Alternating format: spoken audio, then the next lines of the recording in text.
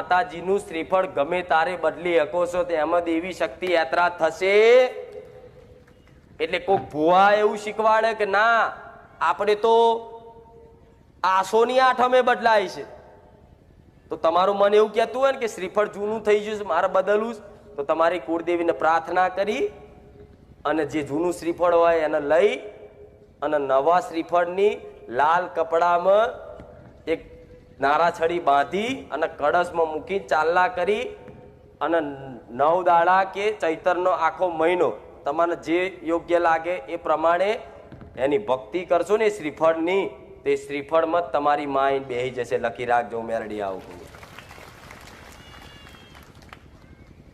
કેટલાના ઘેર શ્રીફળ મેલેલા જોજો, કેટલા બધા તો તમે બદલી શકો છો. હો કદાચ કોઈએ આસોની આઠમના આસોના નોરતામાં કદાચ બદલ્યું હોય તો ચાલે, પણ તમને એવો વિચાર આવતો હોય કે મારે શ્રીફળ બદલવું તો બદલી શકાય. તો કે માં જૂના શ્રીફળનું શું કરવું?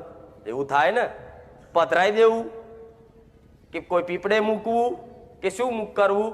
તો જૂનું શ્રીફળ તમારી માતાજીનું ઘેર મૂકેલું હોય અને નવું શ્રીફળ મૂકો ને એ ટાઈમે તમારી માતાને પ્રાર્થના કરી કે માં શ્રીફળમાંથી તું આ શ્રીફળમાં આવી જા, અને જે જૂનું શ્રીફળ હોય ને એને ફોલી અને એનો જ પ્રસાદ કરીને એને વધેરી દેવાનું. હું મેલડી આવું કહું છું. એટલે તમને પધરાવાનો કોઈ દોષ લાગે? પધરાવો તો કદાચ દેવી શક્તિ યાત્રા જ થાય, કોઈ પણ દેવી શક્તિનું શ્રીફળ પધરાવાય, પણ આપણે જૂનું હોય એને ફોલી દઈએ અને પછી એને તે વધેરી એટલે એમાં સ્વીકાર કરજે, આ તારું તને આલું, ભલે અંદરથી કદાચ નારિયેળ ના નીકળે હું કહી ગયું હોય ને તોય ચાલશે, સ્વીકાર કરી લે છે. બરોબર. હવે શ્રીફળ મૂક્યા પછી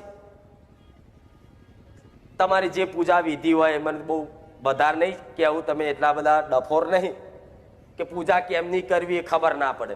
5 ચાલા કરવા, સાથીઓ દોરવો, ચોખા ઘઉંથી એના વધામણા કરવા, એ બધી તમને સમજ છે એટલે એ બધું નહીં કહું, પણ સીધી વાત કહી દઉં. એ કળશ મૂકો ને તારે તમારી માતાજીનો ભલે આખું વર્ષ તમે અખંડ દીવો ના કરતા હોય, આખું વર્ષ તમે 2 ટાઈમ દીવા કરતા હોય, પણ આ 9 દાડા તમારી કુળદેવીનો અખંડ દીવો 100% રાખજો ને રાખજો, આ મારો હુકમ છે.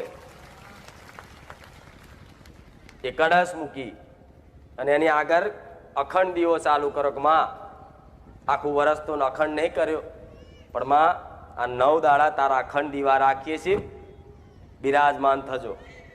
તમારી માં 100% તમને એવો આભાસ કરાવશે આ નોરતામાં કે મારી મહાકાળી મારા ઘેર સાક્ષાત બેઠી છે,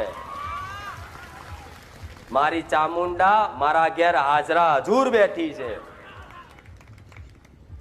આવી અનુભૂતિ ના કરાવો ને તો મને મેલડીને ફટ કહેજો, ગોડા હું મેલડી આવું કહું.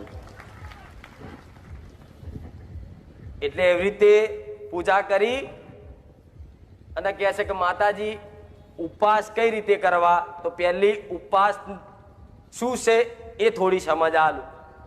કદાચ સમજ હશે જ, કંઈક હોશિયાર દીકરાઓ છે, જ્ઞાનવાળા છે જેને સમજ પહેલેથી છે, પણ છતાંય તે મારું જ્ઞાન આલું તમને ગળે ઉતરે એવું કે ઉપવાસ એટલે શું? ઉપવાસ એટલે હમણાં કીધું ને તન મન અને વચનથી પવિત્રતા રહેવું, એનો ઉપવાસ કહેવાય. તો કહેશે કે માતાજી નકોડા કરવાના, કેટલા ટાઈમથી કેટલા ટાઈમ સુધી કરવાના? તો અમુક રાતે 12 વાગે ચાલુ કરે ને બીજે દાડ 12 વાગે, પણ હિન્દુ ધર્મના અનુસાર સૂર્યોદય 6 થી 6 વાગ્યા સુધી આ રીતે ઉપવાસ કરાય. આપણે 12 વાગ્યાનો ટાઈમ હિન્દુ ધર્મમાં નહીં છે. 12 વાગે તો બધું ફોરેનમાં ચાલે છે, 12 વાગ્યા પછી કેલેન્ડર બદલાય.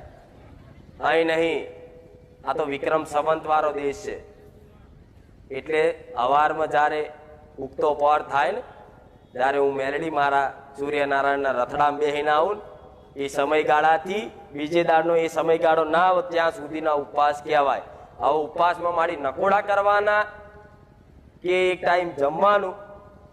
તો હું એવું કહું છું, નકોડા થતા હોય ને કરતા હોય કરજો, પણ ના થતા પહેલી વાર કરતા હોય ને એના માટે એવું કહું છું, એક ટાઈમ તમે ખાઈ શકો છો. મેરડી આવું કહું એ તે એક ટાઈમમાં તે એવું ખાવું એ ખાસ કહીશ. આખો દિવસ ઉપવાસ રાખ્યો તો પાણી પીવો, થોડું કદાચ કોઈ જ્યુસ પીતું હોય, કોઈ ફ્રૂટ ખાતું હોય, કોઈ વાંધો નહીં. એની થોડી છૂટી છે, મારો રોમ હાલે છે કે ભાઈ ખાઈ શકે સાત્વિક ભોજન, થોડું ખાઈ શકે. જેને રહેવાતું ના હોય એના માટે. રહેવા વાળા તો રહેશે, નકર ઉપવાસ કરીને આખા ગામની ફરારી વેફરો ખા ખા કરે એનું નહીં. પણ તમે કોઈ ફ્રૂટ ખાઈ શકો, કોઈ ફળ ખાઈ શકો સાત્વિક, જેથી તમારા અંદર કોઈ ગુણો પ્રભાવ ના પડે એના માટે સાત્વિક ખાઈ શકો. કેળા, સફરજન થોડું. અને પછી હોજે જ્યારે 7 વાગે સૂર્યાસ્ત થાય ને એ ટાઈમે તમારી કુળદેવીની આરતી કરો, એની પૂજા કરી, એની આરતી કરી અને પછી તમારા ઘેર જે બનાવ્યું હોય એને ધરાઈ અર્પણ કરી અને પ્રસાદ પેટે એ કદાચ લેશો ને અને એ પ્રસાદ તમે ખાશો ને તો ભગવાનના દરબાર સુધી તમારો એ ઉપવાસ લેખે પડશે. હું મેલડી આવું કહું. હવે કહે છે કે માતાજી ઉપવાસમાં હોજે શું ખાવાનું? તો દાળ ભાત પૂરી શાક બધું ખાઈ શકો છો એક ટાઈમ તમારી માતાજીને ધરાયા પછી. પણ એમાં જો બહુ મસાલેદાર નહીં, બહુ તીખું નહીં, એકદમ સાત્વિક.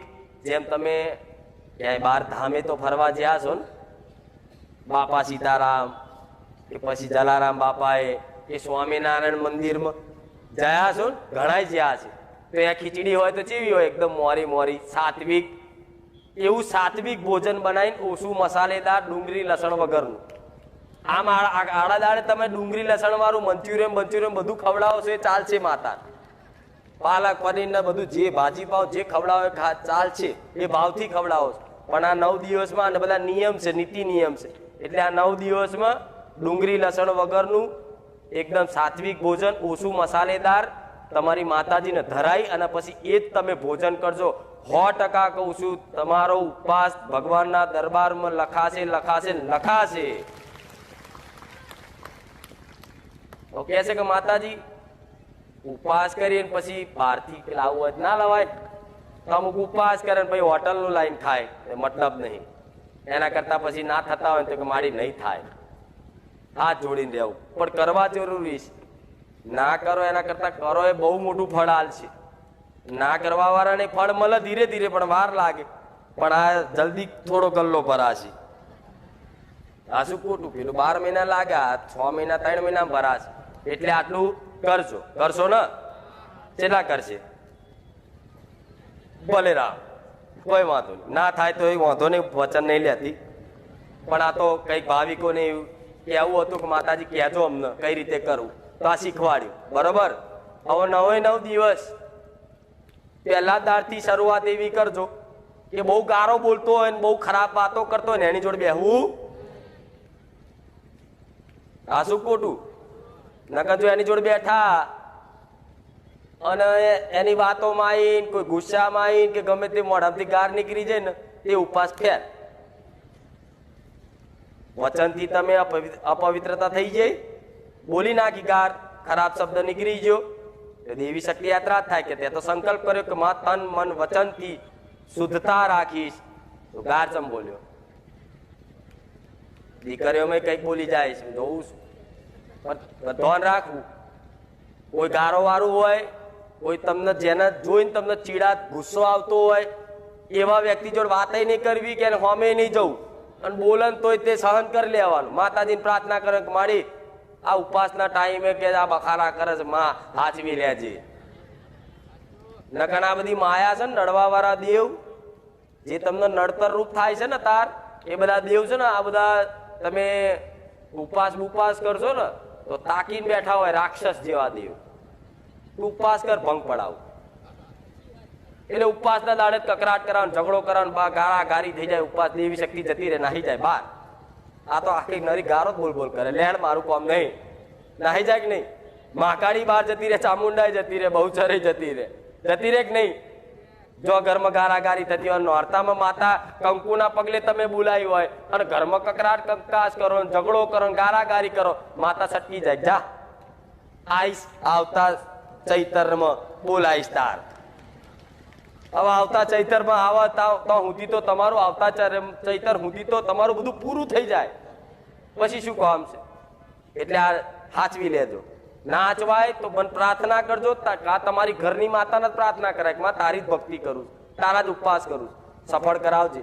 હું તો માં, હું કશું જ નહીં કરી શકતો, મારામાં કોઈ બળ, કોઈ શક્તિ, કોઈ વિદ્યા નહીં. માં તું જ મારો આધાર છું, પણ માં તારા નામથી આ તારો જ ઉપવાસ કરું છું, મારા ઉપવાસ સફળ કરાવજે. તમારી જ માં તમારો ઉપવાસ સફળ કરાવશે. આવું કહું બરોબર.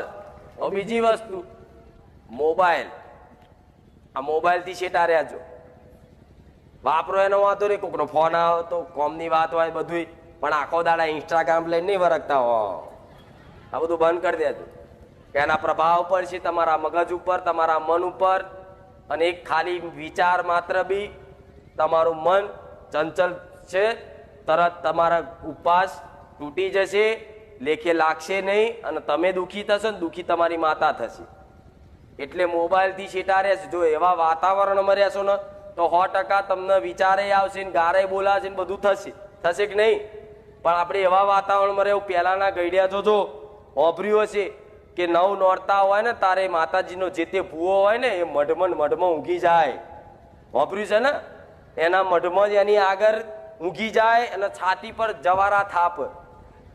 આવું કઈક ગામડામાં હજુ ચાલે છે કે ભૂવો એનો 9 દિવસ સતત 9 દિવસ ભૂખ્યો તરસ્યો રહી અને માતાજીના મઢમાં જ ઊંઘી રહે. ચમ કે બીજી જગ્યાએ આડી અવરી જગ્યાએ બેહવાથી ઉઠવાથી એને ખરાબ વિચાર ના આવે, એને ખરાબ બોલ ના નીકળે, એનું તન મન વચન શુદ્ધ રહે, અને પોતાની માતાની કરેલી ભક્તિ પરિશ્રમ એના શરણ સુધી પહોંચે ને એના માટે એક મઢમાં જ ઊંઘી રહેતા. પણ આજ આ જમાનો નહીં.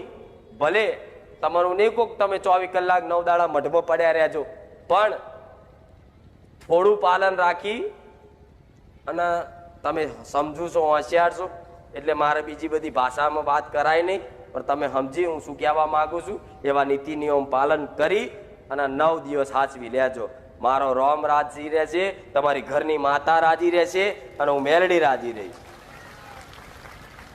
નહીં કહેતા કે માં સુખ જોઈએ, સુખ. જેવું સુખ આવે ને એ તો હજુ કલ્પના નહીં. માતા શું આપન શું કરી શકે ને એ તો લોકોના જ ઇતિહાસ વાપર્યા છે. કુખાર મેલડીના જ પરચા જોયા છે. તમારી માના હજુ પરચા અનુભવ કર્યા જરૂરી નહીં. કુખાર મેલડી જ પરચા ધારી છે, તમારી માય પરચા વારી છે. પણ એવા થઈ જાવ તો, અને ના થાય કદાચ કરો ઉપવાસ, અને કદાચ બહુ કોશિશ કરો છતાંય ના થાય તો નિરાશ ના થતા. પ્રાર્થના કરજો, માં મેં બધી કોશિશ કરી પણ માં અત્યાર સુધીનો મારો અભ્યાસ જ એવો છે, મારું મન એટલું ચંચલ છે ને માં ઉપવાસ લેખે લાગશે. તો તમારી માતાને આવી પ્રાર્થના કરી અને કદાચ ના થાય, કરવા તો પડે જ, પણ 1% લોકો હોય છે, અમુક ભાવિક ભક્તો હોય છે એવા કે માં ભૂખ્યું રહેવાતું જ નહીં. માં ભૂખ્યા રે ચક્કર આવે, પડી જવાય, મગજ કોમ ના કરે, આવા હોય છે કઈ. જેમ કે અત્યારે સુધી ખા જ કર્યું હોય નરું, એક દાડો ભૂખ્યો ના રહે, જેવું પેટ ખાલી થયું નહીં તરત કંઈક ખાધું નહીં, તો એના માટે થોડું કાઢવું પડે. પણ ના રહેવાય, ના થાય ને છતાંય નિરાશ ના થતા. ના થાય ઉપવાસ તો એના માટેનો એક ઉપાય બતાવું છું. એ ઉપાય એવો છે કે 9 દાડા છે, 9 દાડા ઉપવાસ ના થાય તો કઈ નહીં, પણ 9 દાડા છે ને આવા ફરતા જનાવર હોય ને, કોઈ જીવ, અબોલા જીવ, કૂતરા બલાડા કે ગાયો કે આવા પક્ષી, એના ચણ નાખી ગાયને રોટલી ખવડાવી અને કૂતરાને બિસ્કિટ કે દૂધ પીવડાવી અને તમારી માતાના ખાતામાં જમા કરશો ને તો ઉપવાસ બરાબર જ રહેશે. હું માતા આવું કહું. શું કીધું? આ 9 દાડા કરો, 9મે દાડે તમારી માતાજીનું કોઈ 8મે નિવેશ કરતું હોય છે, કોઈ નોમે કરતું હોય છે, કોઈ 7મે કરતું હોય છે, પણ જે તમારું કરવટું ચાલતું હોય એ પ્રમાણે નિવેશ કરજો. પણ નિવેશ કરો એ દાડ તમારી માને જમાડો ને એ દાડો પોચકુવા છે તમારા ઘેર બેહાડજો તમારી માતાના નામથી. આટલું જે કીધું ને ખાલી 9 દાડા, આટલું મેં જે કીધું એટલું જો યથાવત નીતિ નિયમ મુજબ જે પાલન કરી લે ને એના 12 મહિના ભક્તિ કરવાની જરૂર ના પડે, એની ગેરંટી મારી. જેટલી 12 મહિના ભક્તિ ના કરવી પડે દીવા ના કરવા પડે, ઓટોમેટિક એનું મન છે ને એવું એકદમ શુદ્ધ થઈ જાય કે બસ માતા સ્મરણ જ કર્યા કરે ઓટોમેટિક, બહાર હોય કે ગમે તો હોય. દીવો ના કરે ને તો એની માતાનું સ્મરણ એને ચાલુ જ રહે, એટલે એને દીવા કરવાની જરૂર ના પડે. પહેલાના 12 મહિને ગઈડ્યા એક જ વખત આવું નોરતા હાચવી લેતા ને 12 મહિના દીવા નતા કરતા. કોડિયા છે ને બધા માર્યા મેલ દેતા, વાપર્યું છે ને? અત્યારે તો રોજ તમે તોબાના ચોખ્ખા દીવા ઘસી ઘસીને કરો તોય માતાઓ વાપરતી નહીં. પેલા તો માટી વાળા કોડિયા હતા તોય માતાઓ વાપરતી હતી, હાસું નહીં? તો એમાં અમને આટલો જ ફરક હતો. એ આવું પાલન રાખતા, કષ્ટી બેઠી લેતા. પણ તમારે તો થોડું વેઠાતું ના હોય અને પછી બધું માતાને માથે પડો તો શું કામનું કહો? થોડું તો વેઠવું પડે. તમે કદાચ ભૂખ્યા રહો તમારી કુળદેવી માટે અને એનાથી ના રહેવાય તો કોઈ ભૂખ્યા ના ખવડાવો, બે હરખું જ છે. તમે એક ભૂખ્યા રહેશો અને અમે કદાચ 10-11 ભૂખ્યાને જમાડશો તો એ હરખું જ થશે. પણ કરતા હોય કરતા રહેજો, બરોબર?